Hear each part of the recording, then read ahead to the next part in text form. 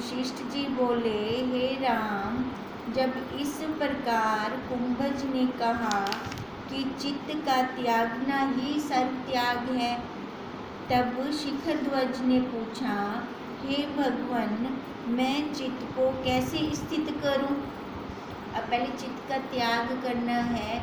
देखो, जिस वस्तु का त्याग करना होता है ना, त्याग करना या ग्रहण करना है, पहले वो दिखनी चाहिए, पहले उसकी नॉलेज होनी चाहिए हमें, है ना। जिसको मैं छोड़ना चाह रहा हूँ, चाहे मैं लेना चाह रहा हूँ, उसके बारे में पहले मैं जानूँ तो सही।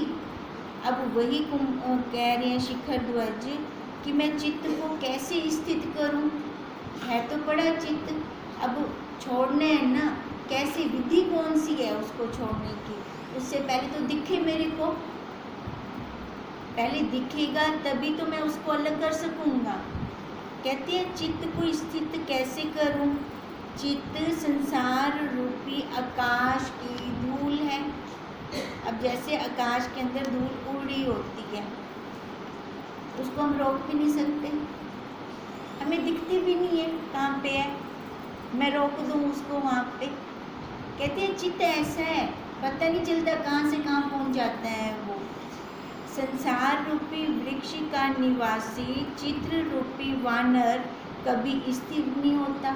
बंदर बैठे कभी टिक कर, भी चित्त हमारा ऐसे है, कभी एक जगह टिक के नहीं बैठता। ऐसे चित्त को मैं कैसे स्थिर करूं?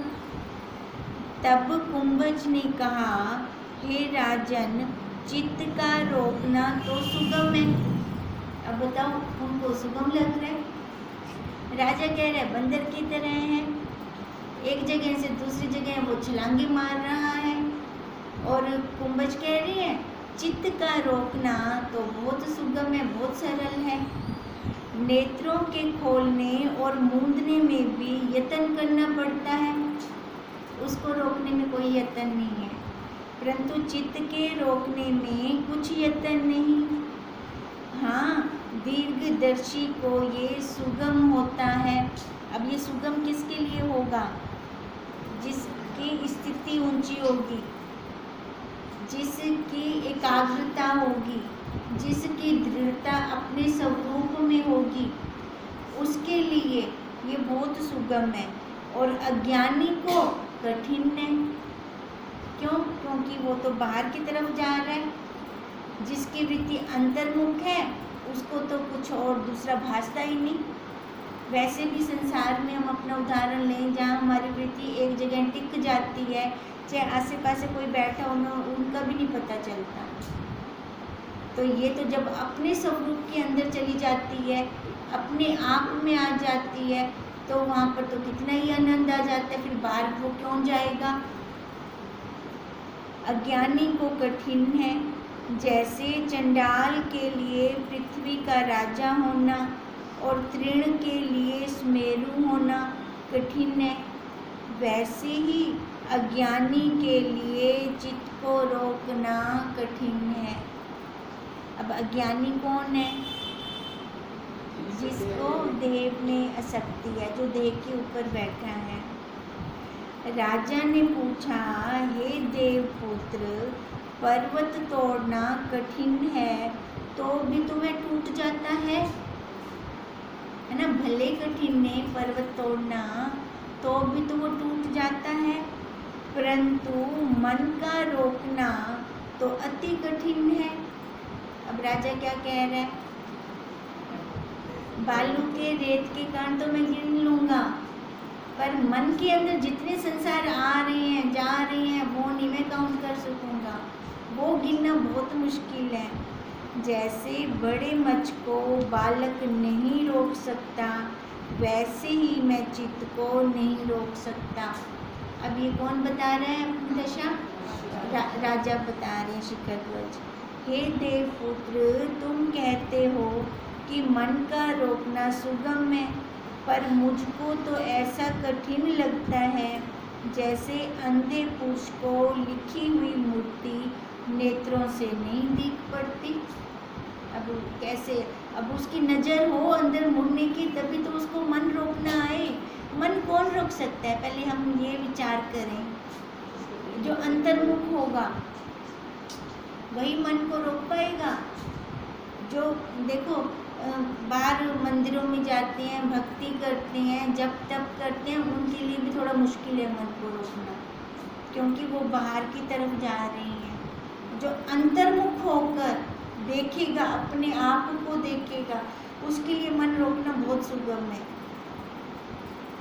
कहते हैं जैसे अंधे पुरुष को लिखी हुई मूर्ति नेत्रों से नहीं दिख पड़ती तो वह उसे हाथ में कैसे ले, वैसे ही मन को वश करना मुझे कठिन भासता है। प्रथम चित्त का रूप मुझसे कहिए।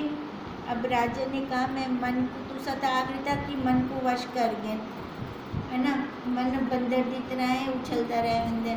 और राजा आख दबे मैं करा कि मैं पहले तो तू मेरे को और दस भी चित्त का रूप भी पहले हुंदा रूप क्या है, स्थिति तो करम वो रोकन तो सही, कोई रंग रूप आकारता हो से हुंदा, है ना। पहले तो और दस मेरे को हुंदा रूप क्या है जो मैं हमको रोक दे मामला। कुंभज बोले हे राजन, इस चित्त का रूप वासना है। अब क्या है चित्त का रूप? वासना। जब वासना नष्ट होगी तब चित्त भी नष्ट हो जाएगा। इससे वासना रूपी बीज को तुम नष्ट करो। अब चित्त का रूप क्या निकला? वासना। अब सबसे पहले हमें क्या खत्म करनी है? अपनी वासना खत्म करनी है।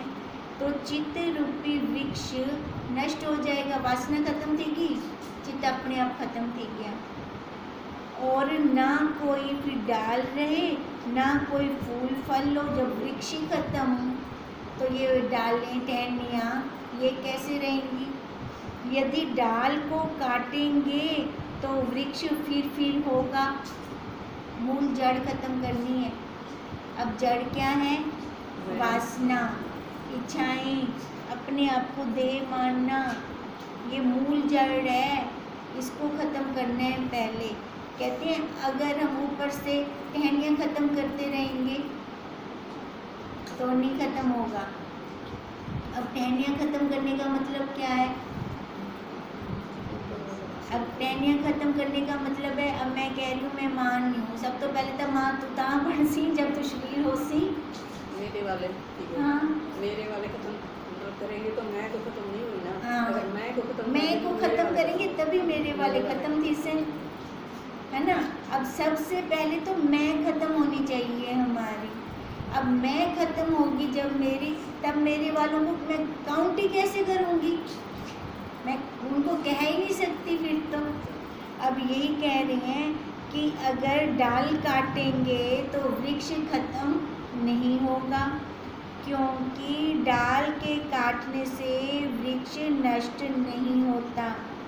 फिर कई डालें उगाती हैं, उसको लग जाती हैं। जब बीज को नष्ट करो तब वृक्ष भी नष्ट हो जाएगा। राजा बोले हे भगवान, चित्त रूपी फूल की यह संसार सुगंध है। अब चित्त को खुशबू कहाँ से आती है? संसार से। अब संसार में क्या है? मैं मेरा है ना, मेरा पति, मेरे बच्चे, मेरा परिवार, मेरा घर। अब यही खुशबू तो ले रहे हैं, अब इससे ज़्यादा और कुछ नहीं कर रहे। अब कहते हैं चित्त रूपी फूल की यह संसार सुगंध है, चित्त रूपी कमल का यह सरोवर है, देह रूपी तृण को उठाने और उड़ाने वाला पवन चित्त है। तभी कहते हैं ना गुरुदेव, शरीर ओढ़ के बैठ गई। अब कोई परिस्थिति आई तो कैसे आई? शरीर को ओढ़ लिया तभी वो परिस्थिति लगी। अगर शरीर को ओढ़े ही ना, परिस्थिति लगेगी वो नहीं ना। अब यही कह रहे हैं कि चित्त रूपी फूल की यह संसार सुगंध है, चित्त रूपी कमल का यह संसार सरोवर है, देह रूपी तृण को उठाने और उड़ाने वाला ये पवन पवन चित्त है, मन से तो मैंने शरीर को ओढ़ लिया, नहीं तो कौन माँ, कौन बहन, कौन भाई, कौन दादा, कौन नाना, कोई है ही नहीं। चित्त रूपी तिल का तेल जरा मृत्यु और आध्यात्मिक आदि भौतिक दुख है। अब देखो, चित्त रूपी तिल का तेल, अब चित्त है तो जन्म मरण खत्म नहीं होगा। अब जन्म मरण खत्म नहीं होगा तो तीनों दुख व्यापेंगे, आदि भौतिक, आदि दैविक और आध्यात्मिक। ये तीनों दुख लगते रहेंगे, ये खत्म नहीं होंगे हमारे कभी भी। इसलिए सबसे पहले तो ये पता हो कि इसका बीज नाश कैसे होगा। पहले बीज क्या है वो हमें पता होना चाहिए। चित्त रूपी आकाश की अंधेरी यह संसार है, और हृदय रूपी कमल का भंवरा ये चित्त है। फिर बीज क्या है और डाल क्या है, डाल का काटना क्या है, वृक्ष क्या है और फूल फल क्या है, सो कृपा करके कहो। और तापड़ी भाषा में बोली मैंने कुंभज और राजा को तो समझ नहीं आਉਂਦਾ ਪਿਆ। ये चित्त क्या है ना, ये डाल क्या है, वृक्ष क्या है, अब बीज क्या है, वो भंवरा क्या है। अब वो सारा वही कह रहे हैं कि वो मेरे को बताओ। अब कुंभज बोले, हे राजन, चैतन्य रूपी खेत स्वच्छ और निर्मल है। चैतन्य रूपी खेत स्वच्छ और निर्मल है। किसकी बात कर रहे हैं ये? अपने स्वरूप की, साक्षी की, उसकी बात कर रही हैं। उसमें अहम भाव बीज है। उन्होंने बोला ना बीज क्या है, पहले तो बीज खत्म हो ना। बीज कौन सा खत्म हो? अहम का, मैं का। अब सबसे पहले उसमें बीज क्या है? अहम। उसी को अहंकार, चित्त, मन, जड़ और मिथ्या कहते हैं। उस अहंकार में जो संवेदन है वही देह और इंद्रियां होकर फैला है, और उसमें जो निश्चय है वह बुद्धि है।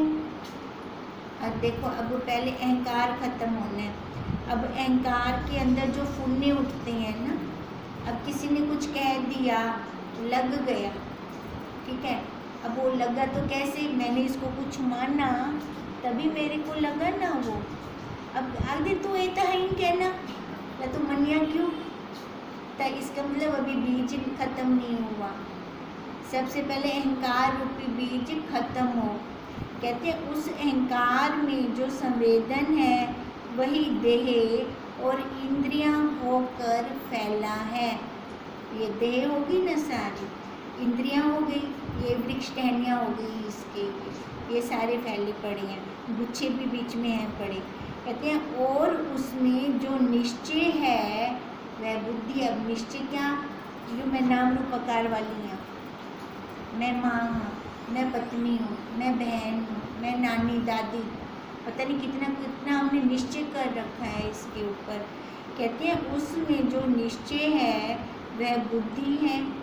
उस बुद्धि में जो निश्चय है कि यह मैं हूँ, यही संसार है। बुद्धि के अंदर निश्चय है ना, ये नाम रूप आकार, ये नाम रूप आकार मेरा है। कहते हैं यही वाली जो दृढ़ता है ना, संसार ही है, संसार बार कहने। अब संसार को खत्म करना है तो किसको खत्म करना है?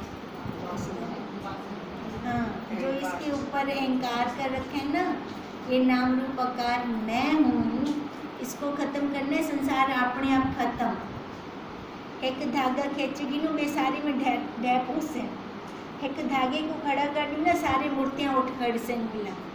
अब यही यहाँ पे हो रहा है। कहते हैं इस बुद्धि में जो निश्चय है कि यह मैं हूँ, यही संसार है, यही जीव का अहंकार है। अहंकार इस वृक्ष का बीज है। अब वृक्ष क्या हुआ?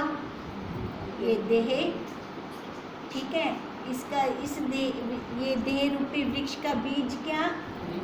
अहंकार। अब जब तक अहंकार खत्म नहीं होगा ना, तब तक इसका जन्म मरण खत्म नहीं होगा। अब डाल ये वाली जल जाए पर बीज नष्ट नहीं हुआ, ये वृक्ष जल जाए पर जब तक बीज नहीं जलता तब तक ये खत्म नहीं होगा। इसका जन्म और निकलते आएंगे, और जन्म निकलते आएंगे, और टहनियाँ निकलती आएंगी इसकी। चित्त रूपी वृक्ष की डालें और सुख दुख इस चित्त रूपी वृक्ष का फल है। अब ये वृक्ष तो हो गया, अब इसका फल क्या? सुख और दुख। अब ये इसके गुच्छे लग जाते हैं, फल लग जाते हैं इसको। देखो सुख क्या हुआ, जब अच्छा अच्छा आ गया, मन प्रसन्न हो गया, खिल गया, है ना, ये वृक्ष खिल वेंदा, ठीक है। और दुख क्या हुआ? जब परिस्थितियाँ आ गई, है ना, और इसका आकार मुरझा गया, तो फिर क्या हो गया?